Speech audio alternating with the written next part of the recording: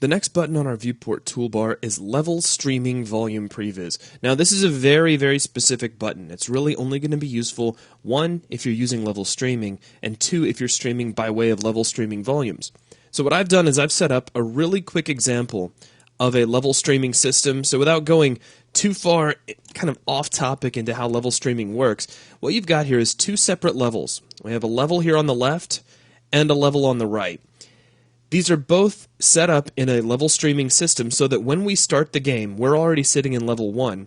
As we cross the little gantry-way, we pass into a level streaming volume, which will stream level 2 into memory so that we can use it. Now here's what this actually looks like while we play. So here we are inside of level 1. If we look across the way, level 2 doesn't exist. Now generally you wouldn't want to set a system up like this. You want to kind of hide it from the player, but for an example, as we pass into that big volume, bink, the second level becomes available. So now we can run around in it. Now watch this. As we start to jump back out, once we clear that volume, once we step out of it, boom, the second level disappears. So really, this is just an optimization system that allows you to stream levels in and out of memory to keep things nice and tidy for really, really big levels. It's just you wouldn't normally want to let the player see you bringing them in and out of existence. Now, that brings us back to the Level Streaming Volume Previs button.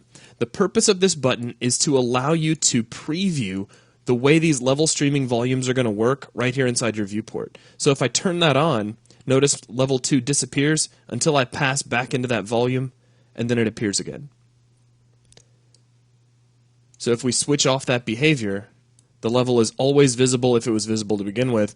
If it's invisible and we switch it off, then it's just going to remain invisible. So that's really all there is to the Level Streaming Volume Previs button. It's a very, very specific button, only usable when you're using level streaming and when you're handling level streaming through volumes. And that will wrap things up for this video.